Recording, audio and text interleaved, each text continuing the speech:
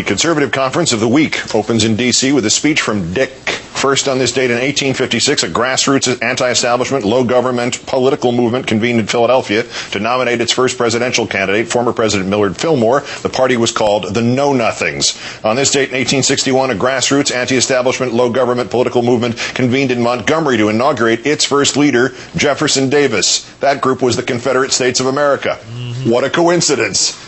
You show up anywhere, you say you're a conservative, you're a Confederate, and a racist. Not to mention that Bathtub Boy thinks that essentially all Tea Party people are nothing but racist. The racists in the right wing are digging themselves in deeper by the moment by trying to answer the unanswerable, the commentary in which I noted the obvious. The Tea Parties are overwhelmingly, almost exclusively white.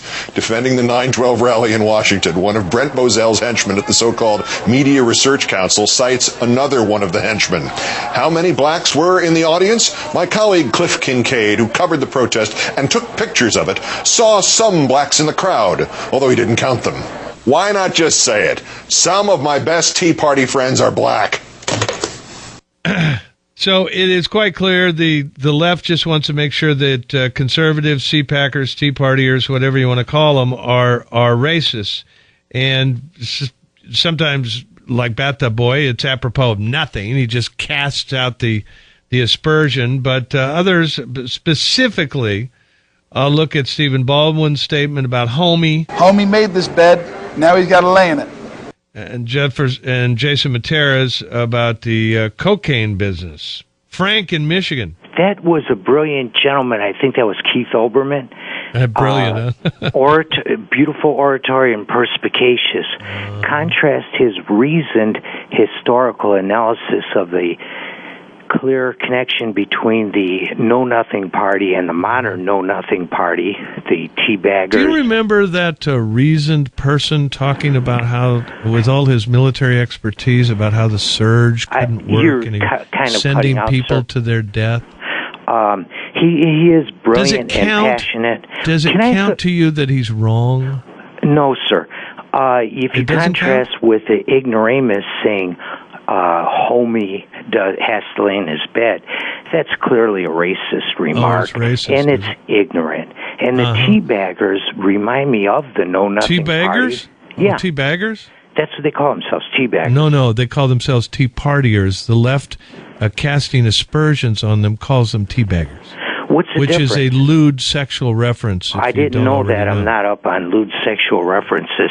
I'll take your word for it. Come on, isn't homie in the common language these days? No, sir. I would never say that. But you think Keith Olbermann, whom I call Bathtub Boy? Why do you call him? I'm curious. Why is he called Bathtub Boy? I'm glad you asked that. Good. Tell me. Well, when I used to work at MSNBC with him, and he had a show called The Big Show. You had a job at MSNBC? I was one of the first anchors on the Wow. Wow. I'm impressed. You should keep up.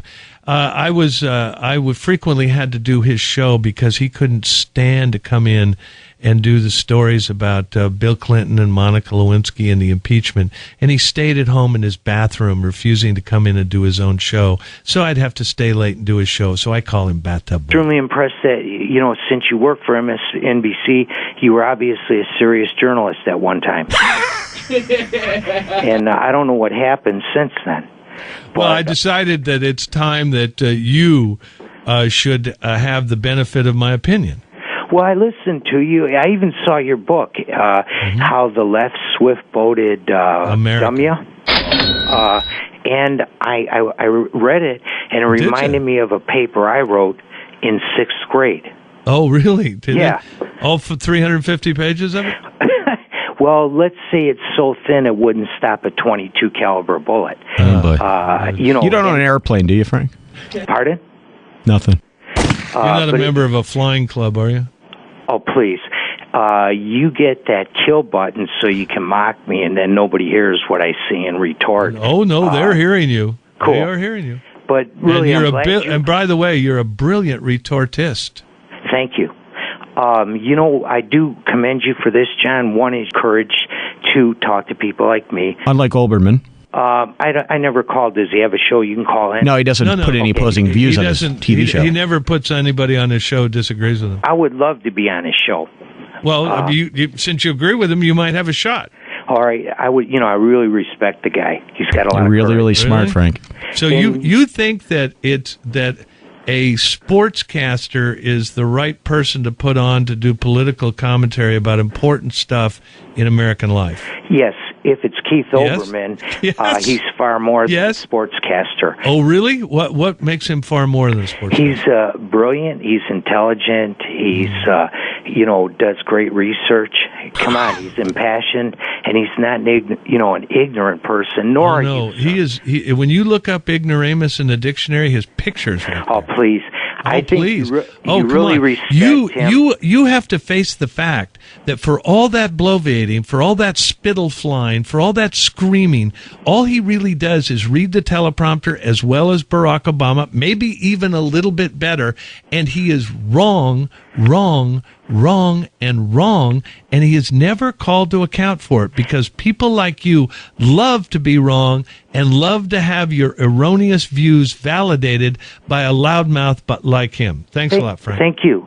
John Gibson of Fixed News, today's worst person in the world. Always striving to be the worst to Bathtub Boy. You should crawl off into a hole and die. But the best to you. John Gibson.